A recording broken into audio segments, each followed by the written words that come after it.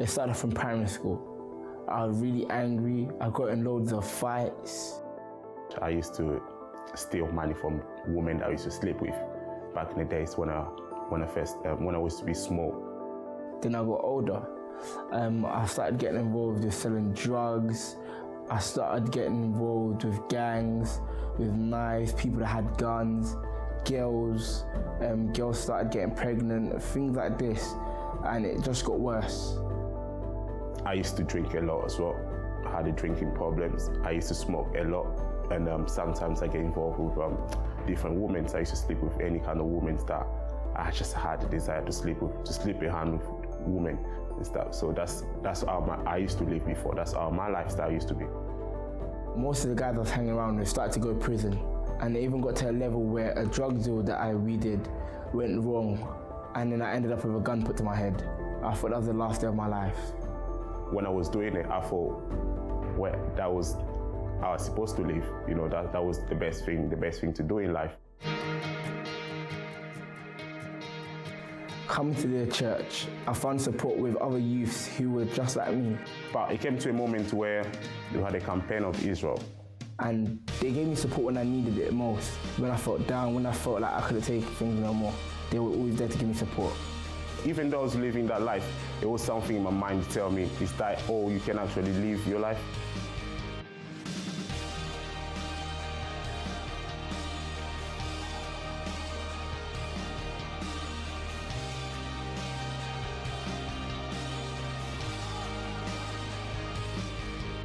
And that literally gave me the push, the urge to change, and I did. But I couldn't drink anymore. And then from that, I had to cut off friends and, smoking, all those things. And then I stopped from there. Because of that, I'm not involved with gangs no more. I'm not getting in fights. I don't even need to look over my shoulder to say, okay, who's looking for me? I learned that through the campaign, you have to depend on God. You have to show your trust in God. It's not just enough to say, I trust in God, but you don't manifest your faith. Who am I going to get into problems with now? Who am I going to get into fights with now? Who wants to kill me? And now I'm a transformed person now. I don't need to depend on the old life anymore. And I'm happy. I'm truly happy. I'm at peace with myself. I feel free now. I have my freedom. So I believe that the campaign does actually work.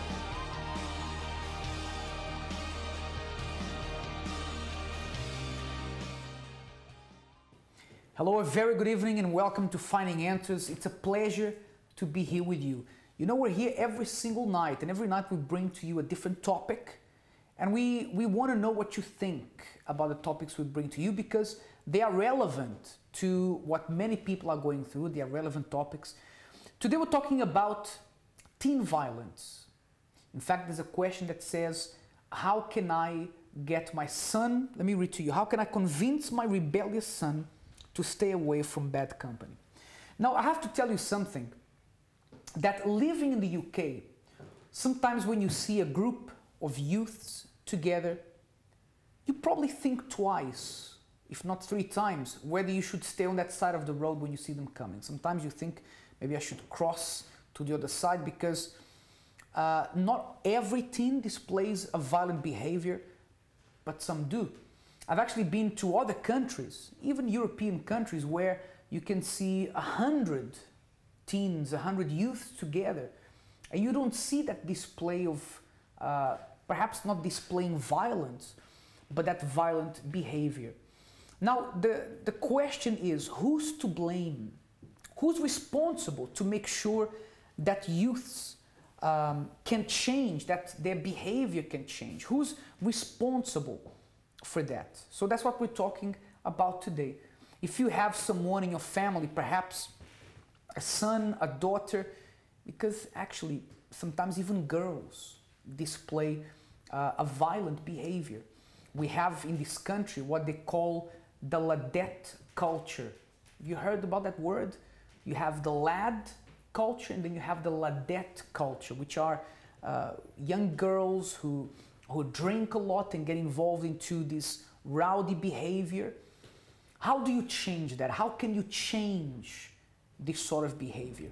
Now, you will hear tonight from a mother who's sitting here in the studio with us, with her son, who is not a teen anymore. He was once a teen, but she fought for him to change. Now, we want to hear from you. Who is responsible to change teens' behavior for the better? Teachers, parents, neighbors. We want to hear your say on this matter. Do you have tips on how you can make a young man, a young woman, to change their behavior for the better? We want to hear from you. And actually, I have a video here, a news piece, that I want you to have a look at it. And when we come back, I'll be speaking to Michael, who's here with me, and he'll be telling you what he thinks about the responsibility of teens changing their violent behavior. Have a look at this video. Riots of summer 2011, an occasion the UK and the world will never forget. The biggest outbreak of mass criminality for decades, with rebellion and disorder spreading through many major cities in the UK. The government figures show that 13% of those arrested were gang members. Some 90% of those brought before the courts were male, and about half were aged under 21. Over the past decade, British society has seen an increase in gang culture and its associated violence. In addition, the composition and nature of gang culture has shifted. Gang members are getting younger. Geographical territory is transcending drugs territory, and the violence is increasingly chaotic. The general increase in gang-related deaths of young people in the particular number of high-profile murders, for example, 15-year-old Billy Cox, who was shot dead in his own home in 2007, and 16-year-old Agnesina Inakoju, who was tragically wounded in the neck at a takeaway in 2010. Recently, just last month, paramedics were called to St. John's Crescent to treat a man with stab wounds in the chest. Dwayne Simpson, 20, from Stockwell, was wounded on Brixton High Street and later died in hospital. The Centre for Social Justice released a report stating their findings on gang culture amongst young people. In the past 5 years, there has been an 80% increase in the number of under-16s admitted into hospital with serious stab wounds, and a 75% increase among older teenagers. The percentage of school children reporting having carried a knife increased by more than 50% between 2002 and 2005. Gang members tend to be engaged in a wide range of criminal activities, and the highest prevalence of gangs are found in areas with high levels of deprivation, unemployment, and lone parent families. Up to 6% of 10 to 19-year-olds self-report belonging to a gang. Gwenton Slowly, a former gang member who now works with young people in the London Borough of Hackney, says gangs are not going anywhere. They've been around for centuries, they're part of youth culture, and you're not going to eradicate them. Is he right? Over the past decade, how has teen violence and rebellious behaviour become so entrenched in our society? You know what's really sad about this video?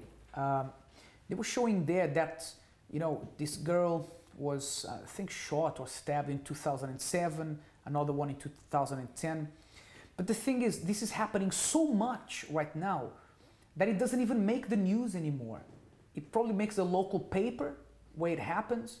And this is sad because even, I think today I was looking at the news and it doesn't make national news anymore when someone is stabbed, when someone is shot, because it happens so much. And usually, unfortunately, it's people who are quite young that get involved with that. Now, how can we change this? Michael, what do you think? Good evening, first of all. Hi, James. What do you think? Who can be responsible to play a part in changing youth in this kind of culture? Before I give my point of view on this, I don't like it when people always shift the blame on others. Mm-hmm. So when it's something like this topic, like teen violence, many people like to say that it's the government that should be doing more, mm-hmm. or teachers should be doing more, or that youth club should be doing more.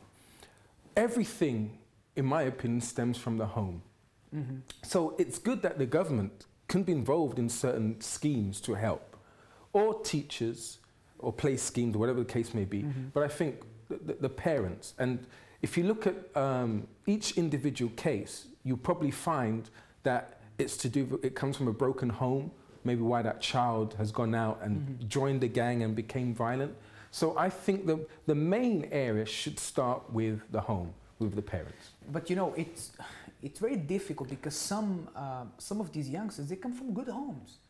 You know, actually, I was talking to someone, Michael, a couple of weeks ago. I think I mentioned this in the program. Someone who comes from a very well-off family. And when I say well-off, he lacks nothing. His mom said, look, if he wants a brand new games console that just came out today, if he wants it now, I can buy it for him. And I will. If he asks me for it, I'll buy the most expensive trainers, most expensive clothes. He lacks for nothing. And yet the boy has gone to prison a few times. Yeah.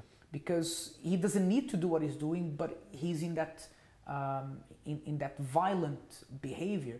So it may not come always from the home. Yeah, there's that peer pressure to want to seem cool, want to fit in with your friends, even though you have everything that your parents could offer to you. So it's a generalization, but generally, in my opinion, I think if it starts from the home, then there's a better chance that teenager will have someone as an example to follow, and chances are they may end up not being violent. And actually, you knew, and you still know, this mom and son who are here today in the program, right? I do. I want to hear from you a little bit later when we're talking to them, because you're going to tell us what you knew about him when he was in that lifestyle, if you knew anything was going on. Now, before we go to the break, I want to ask you this. Who is responsible? Who can be more responsible? Perhaps you're going to say, well, the parents are responsible to make their kids to respect others, not to be violent. But could the blame also fall with the teachers, with role models, football players, you name it? All these people have responsibility to be some kind of role model. Could it be them that sometimes are to blame? Rap singers. Not rap singers, rappers. Is that what you call them? Rappers. Rock stars, movie stars. Perhaps they have some blame as well. But tell us what you think. The number is 020-7686-6300. Call us with your opinion or send us an email, help@findinganswers.tv. And by the way, at the end of the program, we'll be making a prayer for you that you have someone in your family who displays this violent behavior and perhaps you don't know what to do anymore. We're going to be praying for you. In fact, you can email us or you can call us with the names of your family members. We'll be praying for them here. Let's go for a break. When we come back, we'll be speaking to Michael and to Pansy Reed about this story. We'll be right back.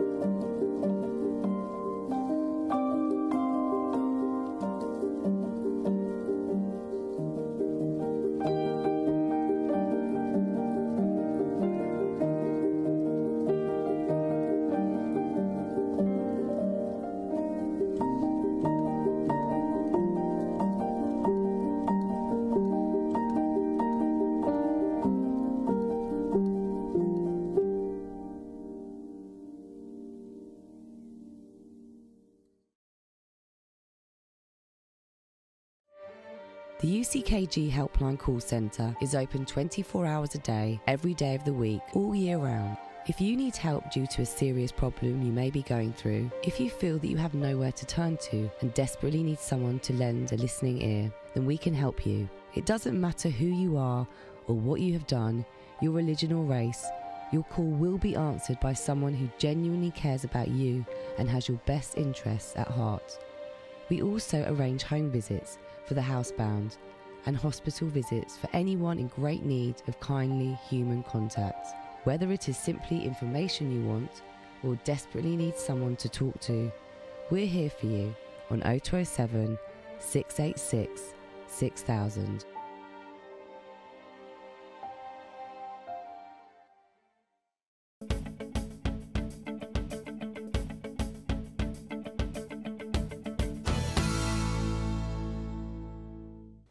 Welcome back. Now, if you remember, a few years ago we had the riots in London, which later spread throughout the country. And I remember that very well because in the area where I was at that time, shops were closed down trying to protect the goods they were selling.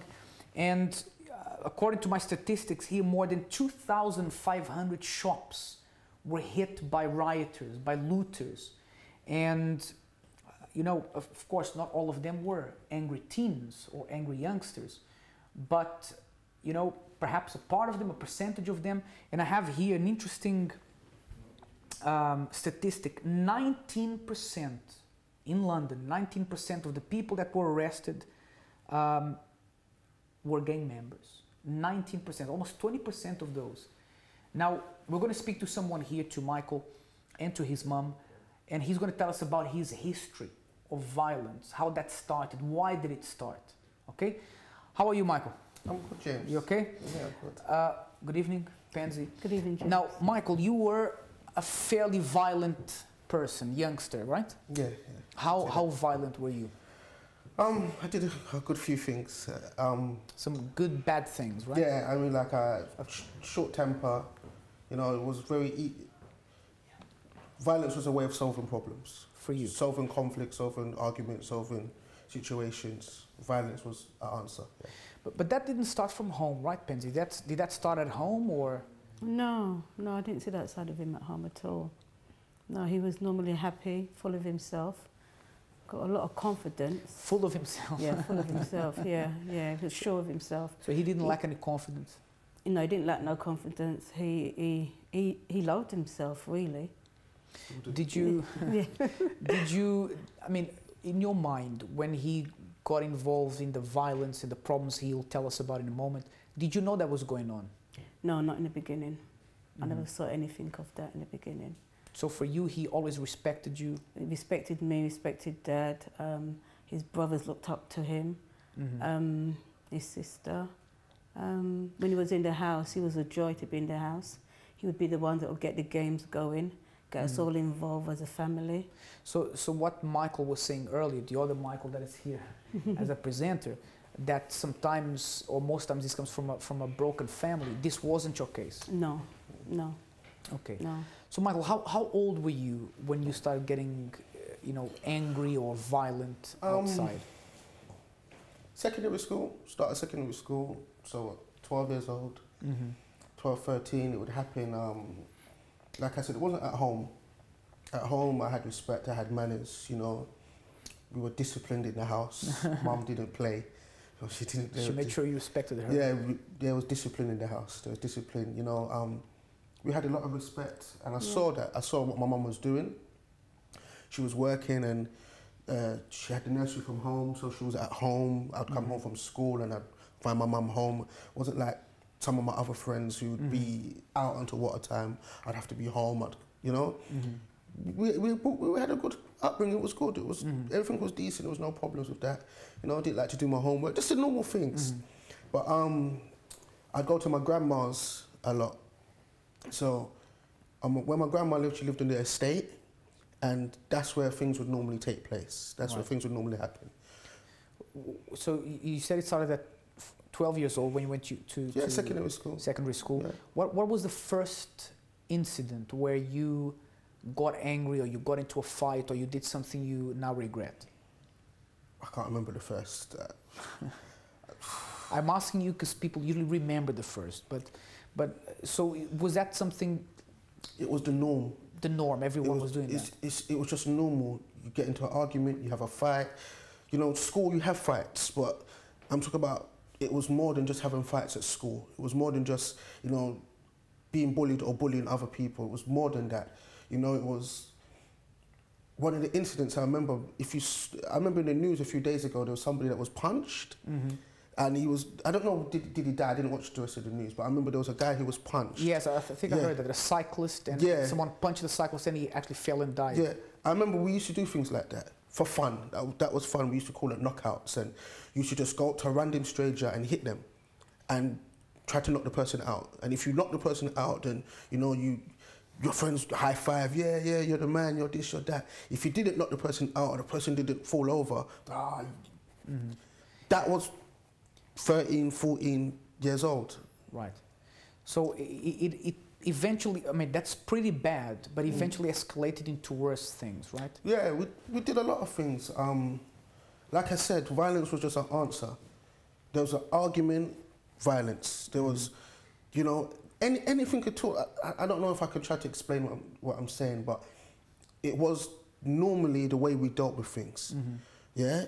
We had our group of friends. I wouldn't say we were a gang, but we were a group of friends. And if there was a problem, that's how we dealt with things. You would fight? We would fight, not just amongst ourselves, but we'd go and sort out other people. If there was a problem or somebody owed you money or anything. So it was never diplomacy, it was never talking, it was fighting. Like even today, I remember I was on the coach today. And I was talking with someone who was having a conversation. And then a guy at the back of the coach was like, hey, can you not keep the noise down? And I just thought about how I used to be. He would have been beaten up on the coach. We wouldn't have waited for the coach to pull over or to stop. There and then he would have been beaten. They would have. I wouldn't know what would have happened. Now, Penzi, you had no idea this was happening at that time? No, I didn't know that was happening at all. Nothing at all, nothing. So you were the kind of young man that I was talking about at the beginning, that if people saw you and your friends walking on their side of the road, they would cross over to avoid problems. Yeah. You know, I remember people telling me, oh, I saw you with your friends the other day, you look like the wolf pack. You know, you looked, hoodies, black clothing. Tell me something, how many times were you arrested? Lost count. I really don't know. Because there was one main one, which we'll talk about a little bit later. Yeah. But prior to that, you started getting in trouble with the law when you were how old? Went to youth court, 13, 14? First time that I went to youth court. Something like that, 13, 14, maybe 15, something around that. And that's when you found out? Oh yeah, I found, as he said, he started to go down to my mum's, like weekends, and like if they were on holiday. So all these things started to happen at my mum's house. So when the police came to our house at first, asking me about Michael and things, I thought they got the wrong Michael in the beginning. You thought, that's not my boy? No, they can't be talking about the same Michael. You know, and then they would say that they've got him in the police station, and we go, what? You know, can you come down and things like that. And then from there, that's when I realised. But then he would act like he was innocent, because he knew how to speak, he knew how to act. And you believed him in the beginning? Of course I believed him in the beginning. I believed every single thing that he said in the beginning. And I think this is where we as parents are sort of lost that time, because we know our son in the home, but when our son comes out of the home, he's a different person. So when I was going to the police station, or the police station phoned me and I went to the police station, already I said to myself, you know what, these police are making this up anyway. They don't like us, we're black. You know, all sort of things was going through my head at that time. And, you know, we waited as well for a long time. So you were in denial for a while? Of course. You were defending your son? For a while. Right. Now, when you saw that indeed Michael had a problem with violence, you know, it can't be that they're, you know, incriminating my son anymore. It's a problem. What started to go through your head? Did you feel that you failed as a mom? Did you feel that something went wrong somewhere? Yeah, I would think, not even think, I believed that I must have done something wrong, that I'm a failure. I was disappointed, very disappointed. And I couldn't put my finger on it. I couldn't think what it could be that I'd done for him to be starting to go around in gangs and have this sort of influence with other boys following him. I couldn't understand what it was that I'd done wrong at home. And with that, I began to feel sort of like shame and isolated. But the worst thing for me was when the police started to come to the house really, really often. And sometimes they wouldn't even wait for you to open the door. They want to already knock the door down or burst open. And when I'm not even there as well, they would come into the house, burst the door open, search the house, everything. I mean, that's a mother's worst nightmare. Of course, it was just terrible. And you know, like Michael was saying, he didn't come from a broken home. He came from a good home, right? So there was no reason for him to become like that. So probably, I don't know, was it peer pressure? Was that you wanted to be like them? You know what it is, I would always say, if someone was to ask me about it now, that the biggest influence for a young guy isn't the home. The biggest influence are the friends. If your friends are all committing fraud, then it's very likely that you're going to end up committing fraud. If all your friends are violent, and then it's more likely that that's what you're going to do. If all your friends are footballers, you know, it's more than likely that you end up doing that. So all my friends lived in the estate, and that was what we did. Smoked weed, hanged out, had fights, parties. I want to ask you something before we talk about the main thing that happened that put you in prison for a while.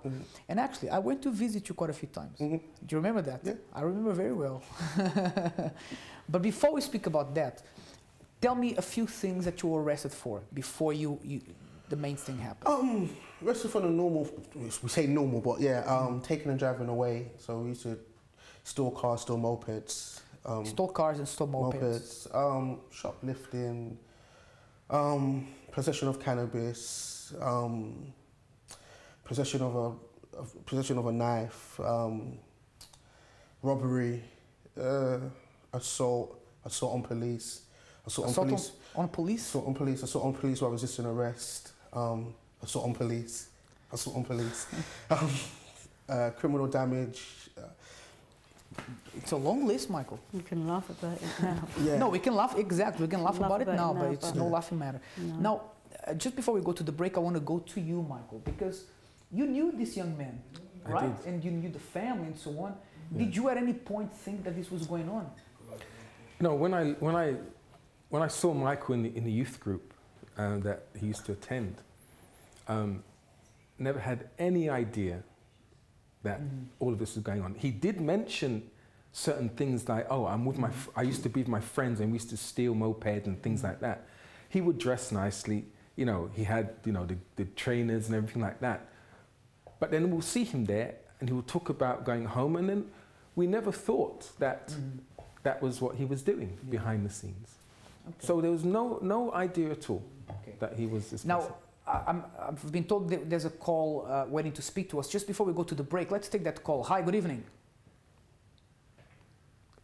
Hello, good evening. Hello? Hi, who am I speaking to? Hello? Hi, who am I speaking to? Kevin. Kevin. Yeah. Hi, Kevin. What do you have to say about this?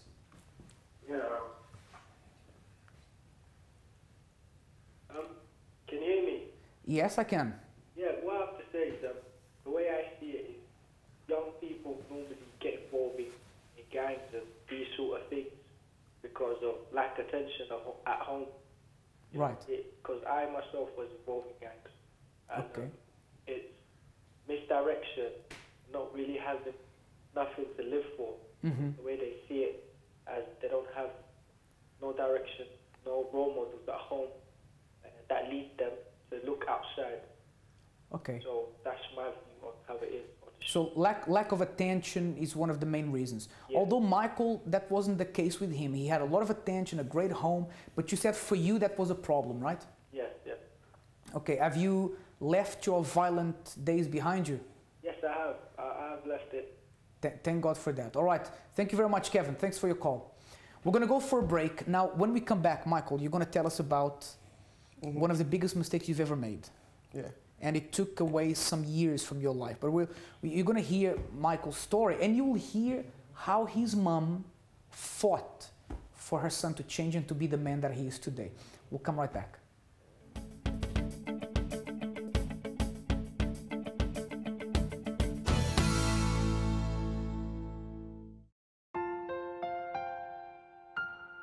They say that home is where the heart is, a place that should be filled with joy, security, happiness, and memories. However, sometimes our own blood is the cause of most of our pain. Before you lose hope, try this. Every Thursday, come and pray for your family and receive the guidance and support that could help you all reconnect again. After all, no amount of success can compensate for a broken family.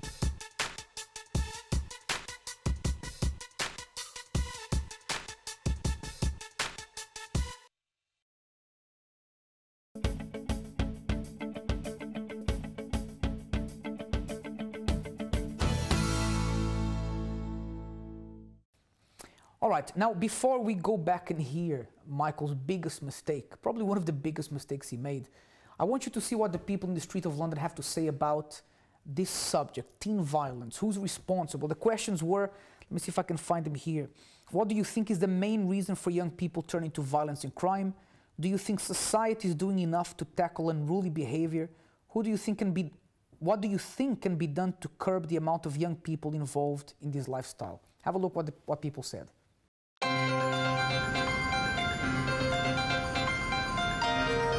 is a very tricky one because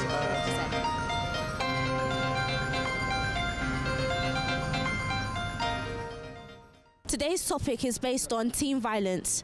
The question is, how can I get my rebellious son to stay away from bad company?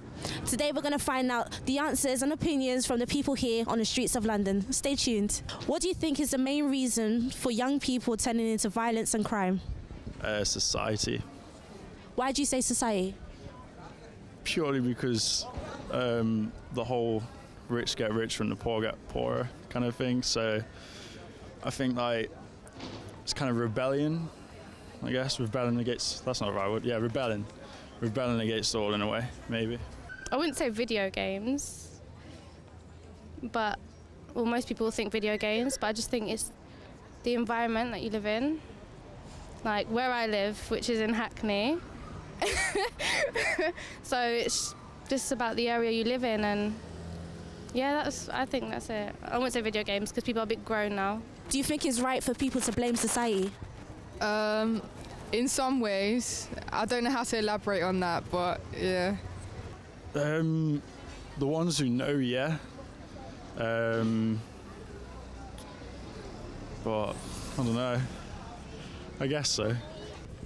No matter what society do, people are still going to do that because, I don't know, some people just have too much time on their hands. And I don't know, and it's hard getting a job, so people are just going to rebel against the government. You know, everyone's looking for a scapegoat, right? So society and this and that. Although I do agree with one thing that someone said there. The last girl said that sometimes people have too much time in their hands, and time can be sometimes your worst enemy, because if you don't know what to do with it, you end up doing things that you're going to regret. Actually, I think there's a saying that goes, the devil makes work for idle hands. Is that how it goes? Something like that. Something like that. The devil makes work for idle hands. Yeah. Something like that. I mean, if you have a lot of time, you don't know what to do, you end up doing things you regret. Michael, what was the biggest mistake that you've ever made? There's been a few. Definitely been a few. But the one that stole years from your life? Well, that was getting involved in an armed robbery and then also getting involved with a kidnapping. Armed robbery and kidnapping? Yeah. So we got involved in an armed robbery. We robbed a store.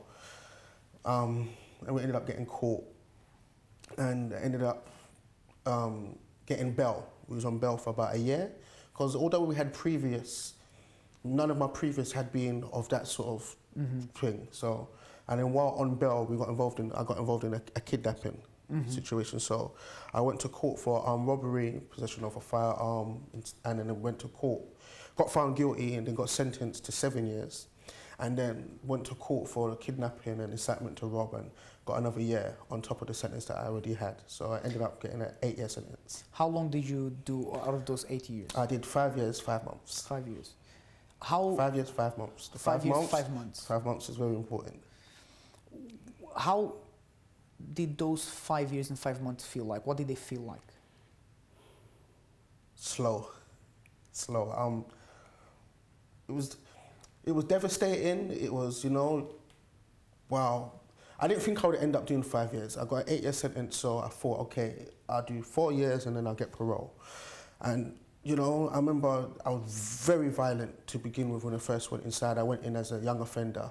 I went in about 18, 19, yeah? Most of the people who were in the Young Offenders Institute had already been in from 15, 16, 17 years old. They did a couple of months here, went out a couple of months. So they knew what was going on in there. I didn't know how things worked. And like I said, my response on how to deal with conflict was violence. So straight away, you're in that situation with many other violent people. You know, a lot of violence. I remember chasing a guy around the prison with a snooker cue. It was just, that's how I first adjusted. So even though you were there to pay for being violent, initially you didn't change. And no. I remember visiting you there a few times, and you know, I in my mind I thought, I hope this guy is really going to change this time. And towards the end, I felt that you were really changing. Yeah. Now, Pansy, from a mother's point of view, how at that point, what did you feel? How did you feel like? When I was at court and he was sentenced, I thought, can this be real? You know, it's sort of like you're lost in a time bomb, but you can't get out of it. And you just sort of freeze as a mum, and your heart is broken. And they're sentencing your son, and they're also taking him away as well.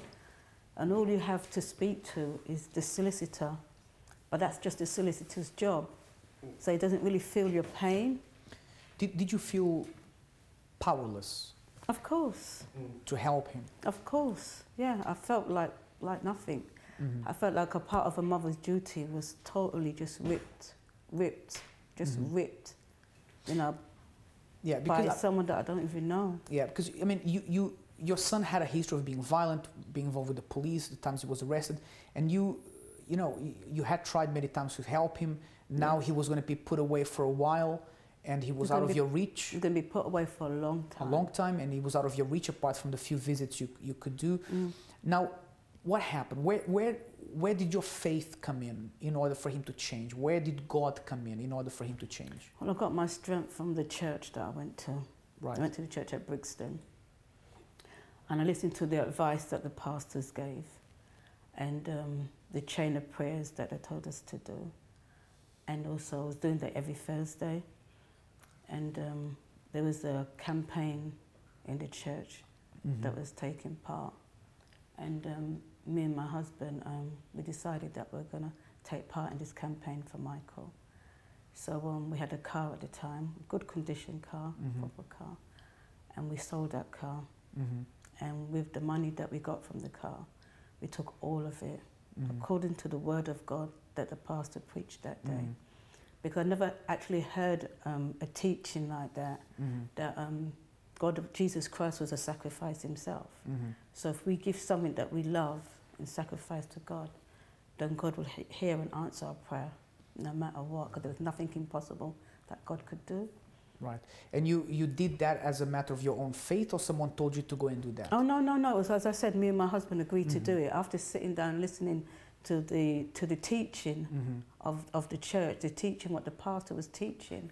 Because you've got to remember, I go to church, but I've never heard anything like that before. Nothing explained about sacrifice, and then actually shown us in the Word of God where sacrifice has been done. And of course, if you put on a scale your son and a car, your son is a lot more important, my son is worth right? more than the car. Okay, so but what he did say that it had to be something that was important to you. Right.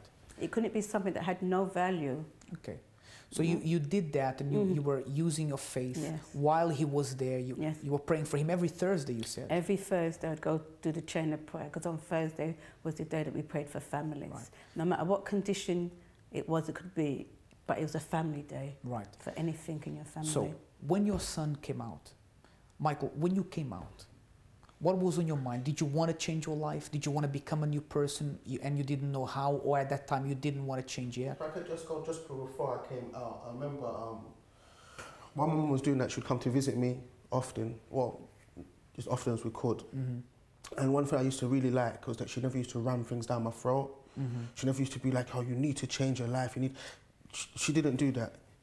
It was my decision, and she would just give me good advice. I really respected that. And I remember, like, after completing 3 years, saying I could do this again. After completing 4 years, saying, okay, I could still do this again. The money would need to be substantial, but I could do this again. After completing 5 years, I was like, well, look, unless it's £1 million, but I could do it again. And in the last 5 months, it's like, you know what, you could offer me 10 million, I'm not coming back. And that's why you said the 5 months were so important. Yeah, because it was the last 5 months that really made me, it's like every day that I got the perfect amount of time of that sentence. It was enough for me to decide that I don't want to go back. But it's interesting, Michael, because you said when you were in prison, in the beginning, you were still thinking that you were going to come out and perhaps do the same thing. Yeah, yeah. And that's to prove that prison does not necessarily change people. No. Right? It has to be something else from inside. They say prison is a school for criminals. If you go in stealing apples, you come out learning how to steal diamonds. So, you know, I didn't sell drugs outside on the street. I learned to sell drugs in prison. Right. You know, like, my mum was very anti-drug, and I did not sell crack or anything like that outside. But inside the prison, I was selling heroin. Tell me something. When you came out, what did you do? What was the process like? Where did God come in? How did you change? I decided that I didn't want to go back. That was the first thing. I'd made a decision. I wasn't going to go back to prison, and the only way to do that was to leave crime behind. There wasn't this thing that I'm going to be a smarter criminal, you know, I'm going to evade the police. No, I'm leaving that life behind. And it was a realization that the money and the lifestyle that I had before, I wasn't going to have to begin with. You know, I had to accept that things were going to be hard. You know, I was used to having trainings, having this, having that.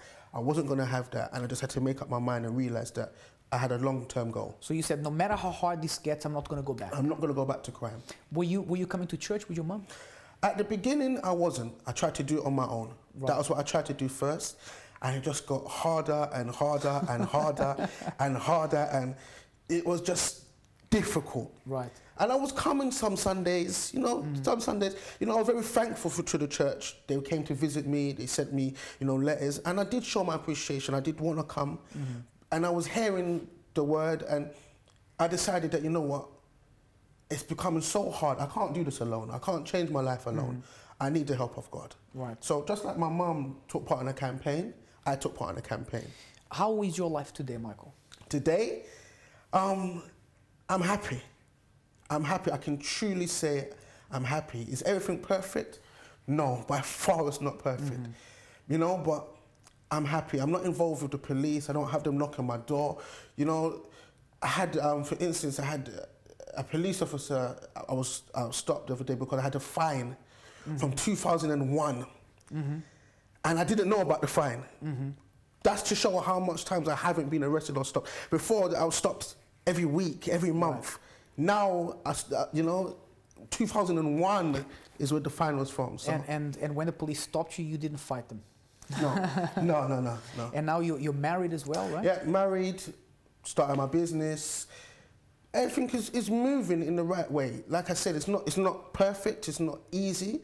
It hasn't just been an overnight thing. Like, I remember in the beginning, I started as a dishwasher, washing dishes. I remember I was inside with a drug dealer, and he was also out. And he drove past in a big Audi Q5, I think. And he pulled over. Oh, hi, Mike, how are you? Where are you going? You need a lift? I was like, yeah, I'm going to Penge. And gave me a lift. He was like, oh, I've seen you around.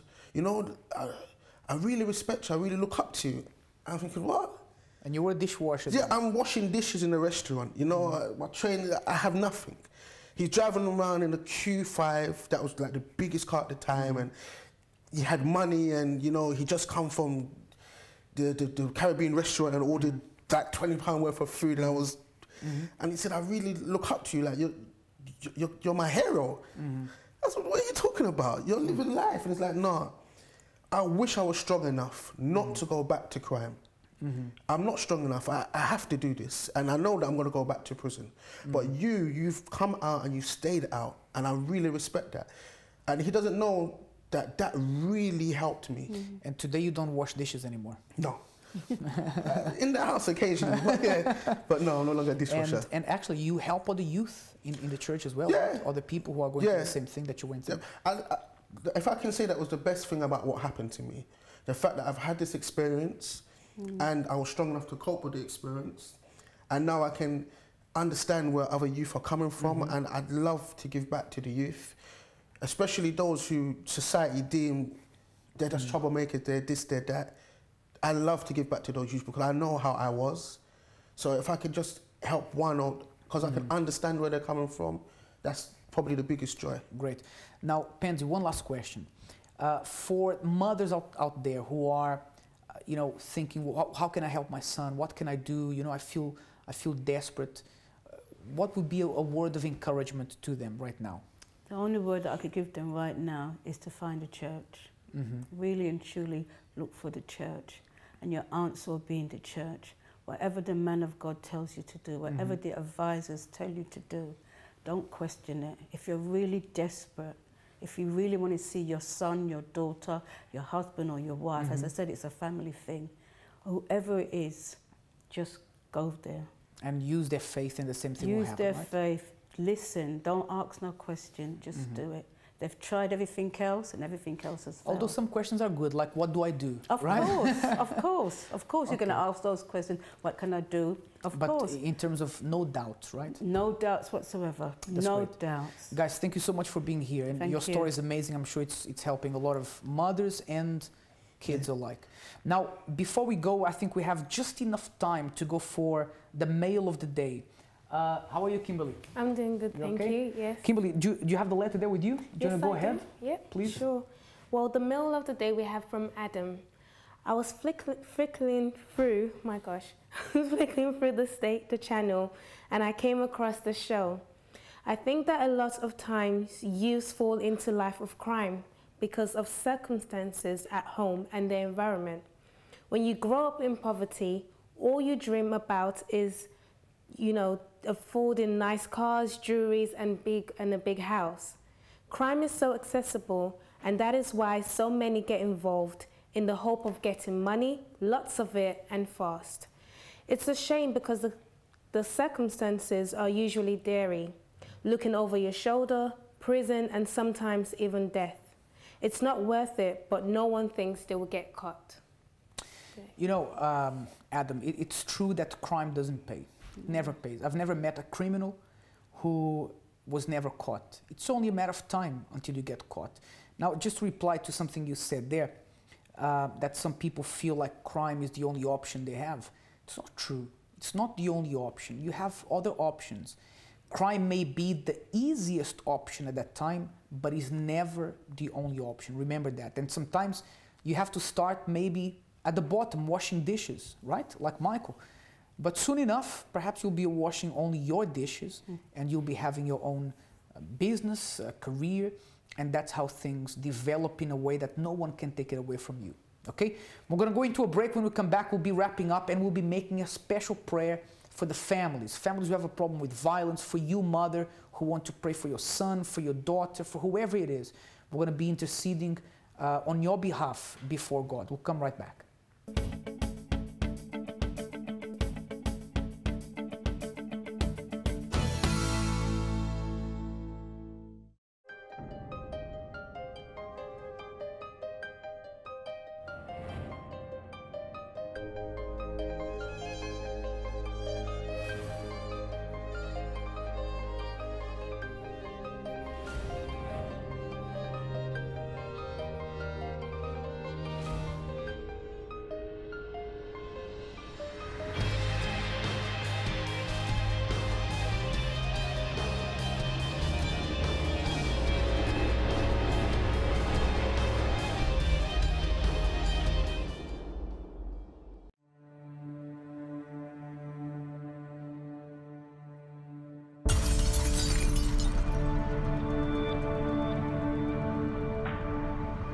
How can you rebuild the shreds of a shattered past?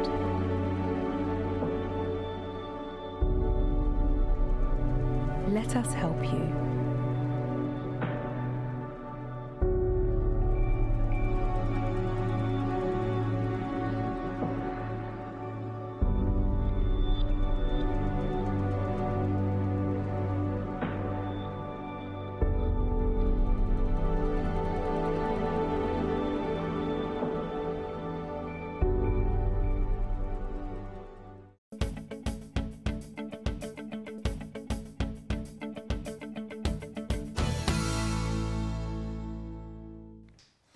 Welcome back. I think we have a call, and before we wrap this up, I want to take this last call.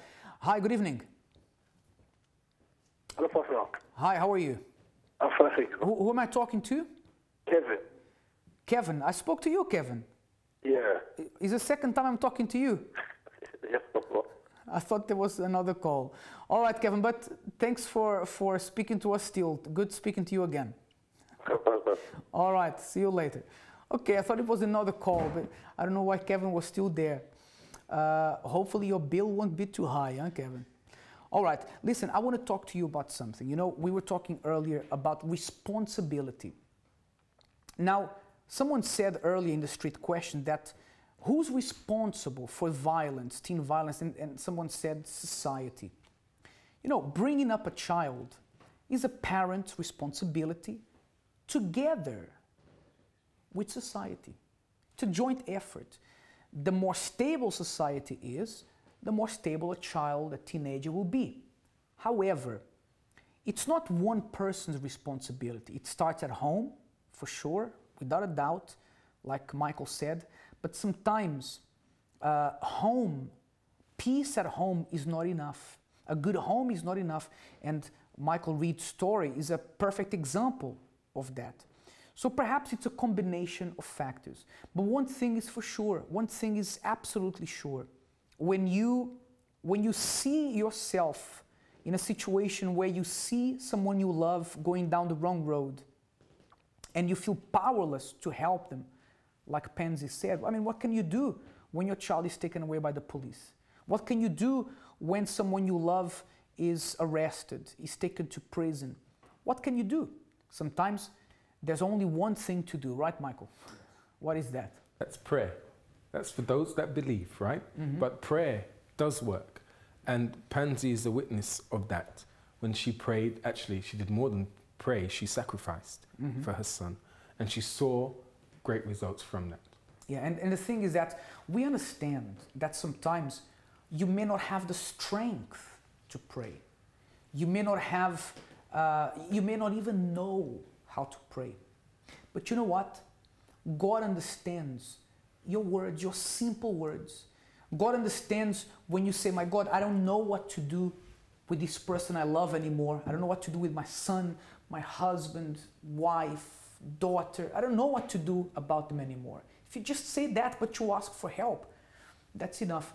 And it's also important, Michael, for people to remember that sometimes you feel like you're going through something alone, but you're never alone. There's always people there who are ready to talk to you, to pray for you, to support you, and that's very important, right? Exactly. Even this program is brought to you to help you, right? We are here to help you.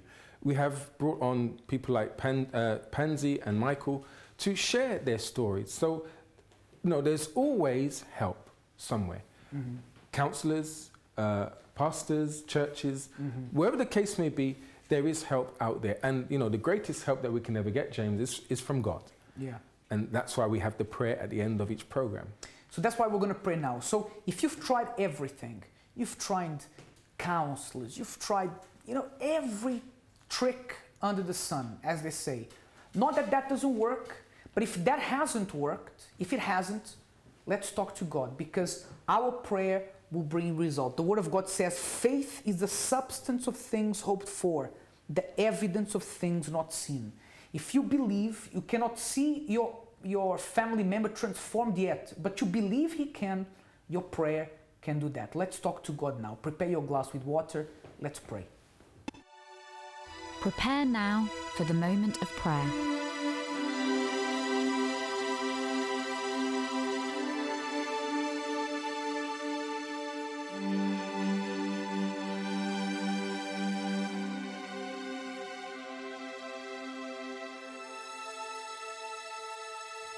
my Lord and my Father,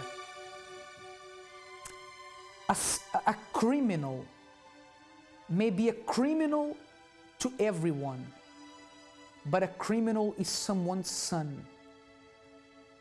For everyone outside in society, they may want to see that criminal behind bars. But a mother, although she understands her son, her whoever that is, family member, may need to be behind bars at that point, she wants to see that person changing. So you don't see criminals. You see sons, you see daughters, you see family members, people who need help. And my prayer today, my Lord, is for this person who's praying now on behalf of that family member that they love. Perhaps they understand if this person is now currently under the guard of the police, of the prison system, but they want to see that person coming out a different person, a transformed person. So I pray, listen to the prayer of this family who perhaps join faith together now. Perhaps they join their hands together now to see that person they love changing. So maybe you don't have now just one person praying. You have us all forming a chain, my Lord. And I pray that the words of this family member who prays now for whoever it is that is in trouble, that you may listen to them. Even if this person doesn't know how to pray, but that the words, the few words they are saying, as long as this person believes, let it bring the transformation they need. And I even say more, my Lord, even if this person doesn't believe, perhaps their faith doesn't stretch to the point of believing that person can change, but we believe. I believe, and by faith, I can already see that person changing. My Lord, when this person drinks of this water, let this water be as if that person who is now in trouble may be drinking themselves. In the name of the Father, the Son, and of the Holy Spirit, you may now drink of this water. Be blessed there where you are.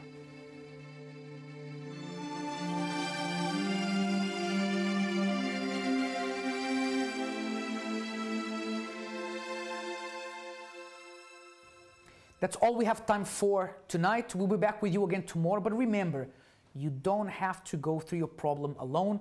We are here for you. Until tomorrow, have a wonderful night. May God bless you.